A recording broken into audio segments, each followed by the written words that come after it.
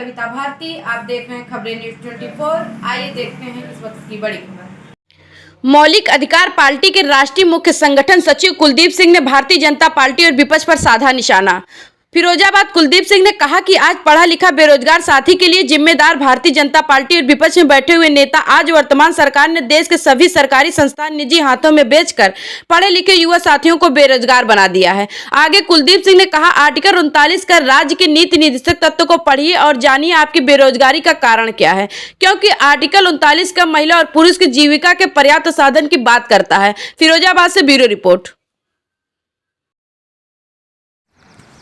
आज हमारे बीच में मौलिक अधिकार पार्टी से राष्ट्रीय मुख्य संगठन सचिव कुलदीप सिंह जी मौजूद हैं और उनसे ख़ास बातचीत में हम जानेंगे कि देश में बेरोजगारी और निजीकरण को लेके आपकी क्या राय है।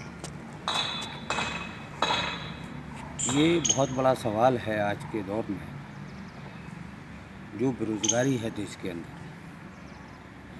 खासकर हमारे युवा साथियों को समझने की ज़रूरत है। और आज हालात ये बन गए हैं जिसमें एक बहुत बड़ी आबादी जो है आज सांस जो है, यानी एक सन्नपात में जो अवस्था में आ चुकी है, इनको जानकारी नहीं है। जैसे कि संविधान को हम आप पढ़ेंगे, संविधान के भाग 4 जो राज्य के नीति निर्देशक तत्व, जिसमें आर्टिकल जो है 39 पर हम आप चर्चा करेंगे। तो आर्टिकल 39 का स्पष्ट ये कहता है कि देश के अंदर यानी स्त्री और पुरुष के जीविका के पर्याप्त साधन उपलब्ध कराना ये सरकार की जिम्मेदारी है। अब जीविका के पर्याप्त साधन की बात की जाए, जिसमें चाहे सरकारी नौकरी हो, चाहे प्राइवेट सेक्टर में नौकरी हो, चाहे स्वयं के रोजगार हों, इसके लिए अवसर पैदा कौन करेगा? सरकार करेगी और राज्य की जनता को प्राप्त कराएगी। ये सरकार की ड्यूटी है। ये आर्टिकल 39 का स्पष्ट कहता है और डायरेक्शन देता है, लेकिन देश की भोली वाली जनता और जो हमारा पढ़ा लिखा युवा साथी जो है, इसकी जानकारी नहीं है। तो आज हमारा युवा साथियों से कहना है कि इन सरकारों से सवाल करिए कि संविधान क्या कहता है, कि आर्टिकल 39 का में क्या व्यवस्था दी गई है। और आज हम आप देख रहे हैं कि पढ़े लिखे नौजवान साथी आज जो है दर दर यानी बेरोजगारी में धंसता जा रहा है। कहीं पर इनके लिए रोजगार की व्यवस्था नहीं, कहीं नौकरी की व्यवस्था नहीं।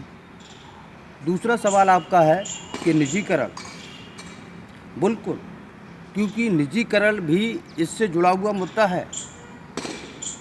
क्योंकि 91 में यानी देश की नई आर्थिक नीति को लेकर ये सरकार उस समय जो फैसला लिया था नई आर्थिक नीति को लेकर, जिसमें 27,000 बहुराष्ट्रीय कंपनियों का दरवाज़ा खोला था।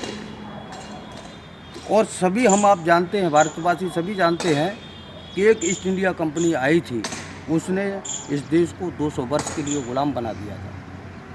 और आज 27,000 बहुराष्ट्रीय कंपनियों के लिए इन्होंने जो रास्ता खोला, और तभी से जो निजीकरण यानी देश की निजी संपत्ति जो है, जो सरकारी संस्थान हैं, जो भी विभाग हैं, इनको चाहे वो आज की डेट में हम आप देखेंगे, चाहे रेलवे हो, चाहे मान लीजिए पोस्ट ऑफिस हो, पोस्ट ऑफिस चाहे आपका जो है बैंकें हों, यानी तमाम यानी सेक्टर की बात बहुत बड़ा विषय है। यानी सब निजी हाथों में यानी पहुंचता जा रहा है। अभी पोस्ट ऑफिस पे नहीं हुआ है। तो कहने का मतलब जो है कि निजीकरण का मतलब जो है कि सरकारी संस्थाओं को निजी यानी पूंजीपतियों को बेच देना। तो रोजगार लोगों के पास जो सरकारी नौकरियों में लोगों के लिए जो रोजगार के अवसर थे, वो सारे दरबार बंद हो चुके हैं। और सबसे बड़ा सवाल ये है कि इस समय हम आप देख रहे हैं कि कांग्रेस में बैठे हुए लोग जो बीजेपी से सवाल पूछते हैं, और आज हम आप सभी पूछते हैं, वो कहते हैं कि मोदी जी ने सबसे ज़्यादा जो है इस देश में जो है निजी हाथों में सरकारी संस्थाओं को जो बेचने का काम किया जितनी तेज़ी से रफ्तार से, तो उन पर हम लोग सवाल खड़ा करते हैं। बिल्कुल सही बात है, लेकिन सवाल ये भी है कि इस निजीकरण की व्यवस्था को लाने वाला कौन था, कौन सरकारें थी। और उसके बाद जितने भी यानी अपने उत्तर प्रदेश की बात की जाए कि हम उत्तर प्रदेश से आते हैं, तो यहाँ पर और अन्य राज्यों में जो भी सरकारें रही हैं, इन सारे लोगों ने उस नई आर्थिक नीति को अपनाया और सबको निजी हाथों में बेचने का काम किया, शुरुआत कर दी। बहुत पहले शुरुआत हो चुकी थी। तो यही दो कारण हैं, यही दो फैक्ट हैं कि आज पढ़े लिखे बेरोजगार लोगों के लिए, युवा साथी जो घूम रहे हैं उनके लिए नौकरियां नहीं हैं। उसके साथ प्राइवेट सेक्टर की बात की जाए, हम आप जानते हैं प्राइवेट सेक्टर में किस तरीके से काम लिया जाता है। और आज बहुत बड़ी आबादी यानी बहुत बड़ी भीड़ इस सरकार ने यानी जो है तैयार कर दी है, बिल्कुल यानी बेरोजगार लोगों की। क्योंकि आने वाले समय में जो कंपनियां जो हैं, जिसमें जिस तरीके से उनको किस तरीके से गुलाम बनाने का जो षड्यंत्र जो है बिल्कुल स्पष्ट दिखाई दे रहा है।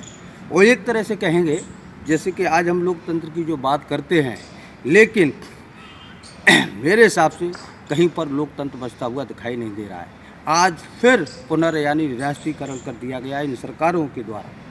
तो देश के भोले वाले लोगों को कब तक यानी जो है ये गुमराह करते रहेंगे। और मेरा पढ़ा लिखे लोगों से बिल्कुल स्पष्ट यानी आग्रह है, इन सारी बातों को समझिए। और जब तक आप अपने संविधान को उठा के नहीं देखेंगे, संविधान को नहीं पढ़ेंगे, तब तक आप कोई भी लड़ाई नहीं जीत सकते।